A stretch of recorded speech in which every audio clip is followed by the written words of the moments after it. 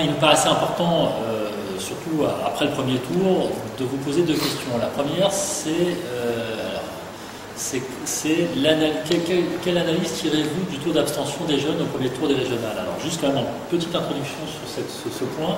C'est un point qui, pour nous, était important parce qu'on l'a évoqué lors de la campagne Alimentons l'Europe, où ce qui nous avait frappé, c'était le taux d'abstention des jeunes, c'est-à-dire 72% des jeunes de moins de 35 ans n'ont pas voté.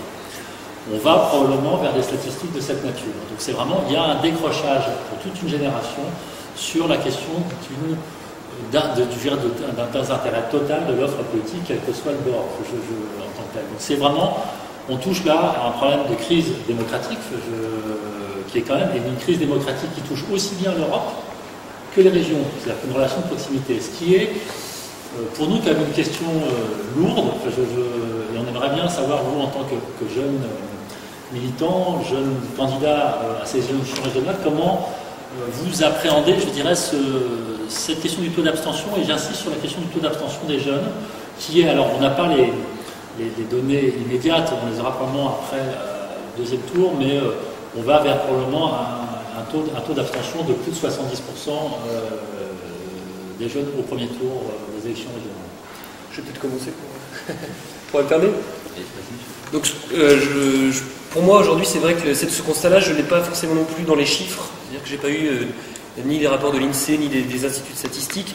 Par contre, il est évident, j'en parlais tout à l'heure, j'ai plusieurs amis, donc j'ai 28 ans, plusieurs amis autour de mes âges, de mon âge, qui ne se sont pas déplacés pour des raisons typiquement financières, parce qu'aujourd'hui, la précarisation de la société est telle que beaucoup de personnes ne peuvent même plus se déplacer pour aller voter.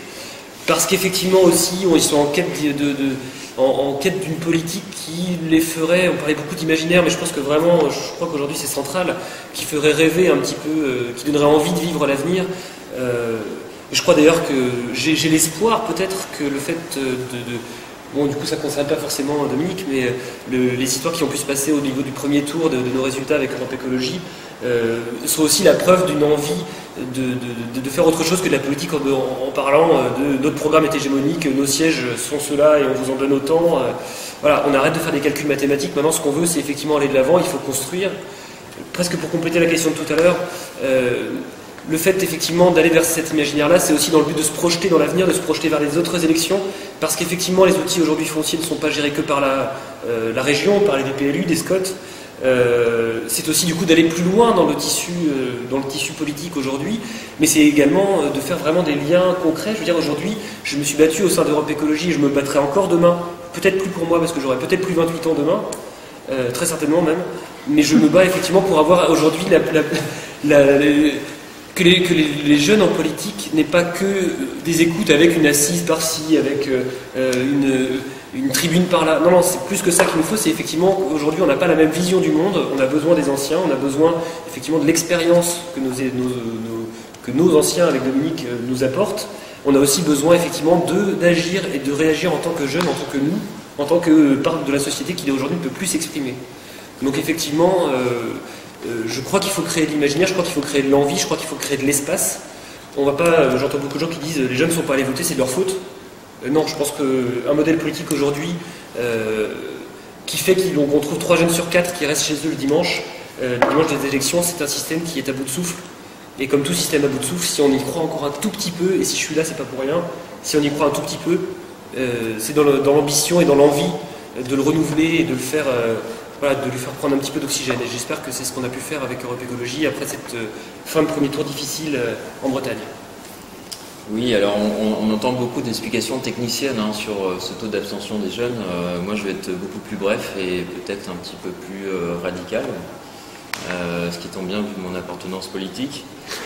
En fait, c'est simple. Ceux qui ont entre 20 et 35 ans, actuellement, c'est la génération la plus diplômée, la plus compétente, la plus tolérante, la moins raciste, la plus ouverte au monde que n'ait jamais connu le monde contemporain. Que lui offre-t-on? Un monde pollué, un chômage de masse. Et après, on s'étonne que cette génération-là n'aille pas voter. Donc, je pense que, comme tu le disais Baptiste tout à l'heure, c'est certainement pas la faute des jeunes, c'est tout simplement la faute du monde qu'on offre à cette jeunesse.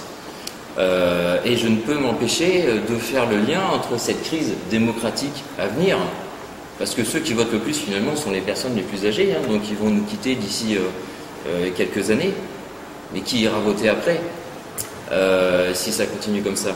Et donc je vous disais, on ne peut pas ne pas faire l'impasse sur cette relation entre la crise démocratique à venir et c'est la crise du travail.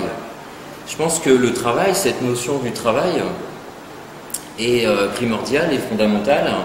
Et je pense que d'ailleurs le travail est perçu maintenant non pas comme droit, comme devoir, comme moyen de se développer, de s'affirmer, d'exister, mais c'est un travail souffrant, c'est une aliénation maintenant, hein, je veux dire, on est un peu la génération fac club, c'est-à-dire on est super diplômé, mais on nous propose quoi? Des CDD de 3 mois comme pompiste ou comme caissière. Évidemment, il y a une dépolitisation dans ce cas-là de cette jeunesse, hein, de toute cette génération-là, et je pense que pour éviter justement cette crise démocratique, il va falloir véritablement empoigner cette crise du travail et alors là-dessus, ça va être mon petit côté sarkozyste, hein, mais remettre finalement les gens au travail, mais un travail différent, un travail qui ne soit pas une aliénation, un travail qui ne soit pas une souffrance, comme elle l'est actuellement. On voit des gens chercher absolument du travail pour exister, pour subsister, et finalement qui n'en trouvent pas ou à des conditions qui ne sont pas dignes de ce qu'on a connu ces derniers temps. Donc là-dessus, il y a, je dirais, une équation qui est extrêmement simple. Il faut détaxer le travail, transférer les taxes qu'il y a sur le travail, qui est, comme je vous le disais, un droit et un devoir, pour les remettre sur des choses négatives, que je considère en tout cas négatives, c'est-à-dire transférer les taxes du travail sur la pollution et les transferts de flux financiers. À partir de là, je pense qu'on va pouvoir libérer le travail, on va pouvoir donner plus de travail à cette génération justement en crise, et on va pouvoir éviter cette crise démocratique.